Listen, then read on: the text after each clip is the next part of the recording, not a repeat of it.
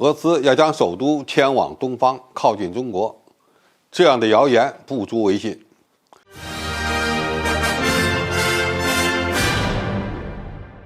观众朋友，大家好，我是付天少。在俄乌冲突持续的背景下，西方对俄罗斯的经济制裁是越来越残酷。欧洲摆脱对俄罗斯能源的依赖，让俄罗斯人似乎看不到融入西方的希望。随后，网上就出现了炒作俄罗斯考虑迁都的声音。前两天，乌克兰国家安全国防委员会秘书丹尼洛夫说，俄罗斯国内似乎正在讨论将首都迁往内陆。而俄总统新闻秘书佩斯科夫就此作出回应说，这件事儿不是真实的。早在2012年，俄罗斯国防部长绍伊古就曾经提出要迁都到西伯利亚的想法，说是在新首都附近建造5座100万人口规模的卫星城。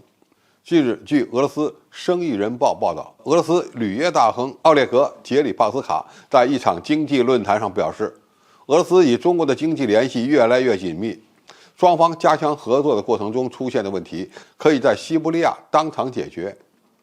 也就是希望俄罗斯将更多的行政机构放在西伯利亚，降低中俄合作的沟通成本。当然，它的直接意思还不是迁都，而是增加西伯利亚的基础设施建设，特别是解决铁路运力紧张的问题。在很多中国网友看来，既然欧洲不想接纳俄罗斯，那么俄罗斯未来的能源出口方向肯定是中国和印度等亚洲国家。如果俄罗斯经济只能融入中国经济圈，那么将其首都放在西伯利亚不是更好吗？对于这种想法，从中俄关系发展的角度看，似乎有一定的道理，但是又对俄罗斯这个国家的追求和民族文化缺少理解。我们一定要注意，俄罗斯是一个欧洲国家，虽然其国土面积很大，跨越欧亚大陆，但是并不等于它就是一个亚洲国家。如果有兴趣的网友去下载一下卫星拍摄的俄罗斯夜间照片，你就能理解俄罗斯为什么一定要在欧洲方向上和西方国家死磕。那么，俄罗斯为什么不可能将首都迁往西伯利亚呢？首先，俄罗斯的国土面积虽然很大，但是只有欧洲方向才是最适合生存的区域，也是人口集中和经济最发达的区域。相比较而言，西伯利亚不过是气候恶劣的不毛之地，没有人口密度，没有完善的交通网，强行迁都只会给国家带来经济灾难。第二，俄乌冲突的本质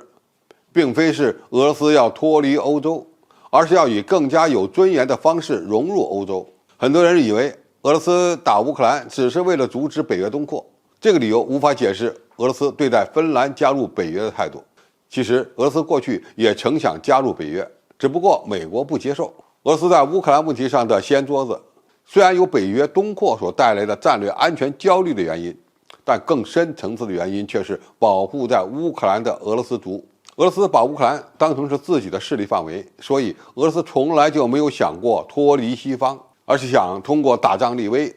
以被尊重的方式融入欧洲。第三，俄罗斯肯定想拥有一个更大的战略缓冲区，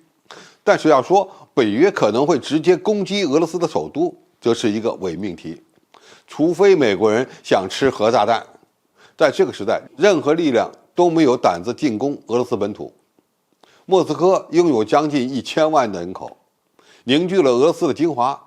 如果仅仅是为了潜在的安全问题，就重新白手起家到西伯利亚去建立新首都，根本就没有必要，它也建不起。俄罗斯甚至缺少建立自贸区的积极性。如果为了发展经济，将其首都迁到中国周边，意义并不大。中国现在能够从俄罗斯进口的主要是石油和天然气、粮食、木材等资源，向俄罗斯出口的主要是工业产品。俄罗斯为了保护国内的相关产业，甚至都不愿意和中国建立自贸区。所以，将俄罗斯首都迁到西伯利亚，融入中国经济圈，与俄罗斯对国家定位的追求完全相悖。俄罗斯的目标是要成为这个世界上独立的一极，他就会选择与中国保持一定的距离，而不是完全依赖于中国。这个道理一定要看懂。虽然中国和俄罗斯的关系友好，但是我们不能认为俄罗斯想变成一个依赖中国的国家，或者要在西伯利亚建600万平方公里的特区，交给中国开发。这一类消息基本上都是谣言，不要轻信。好，今天评述就到这里，谢谢大家收看，我们下期再见。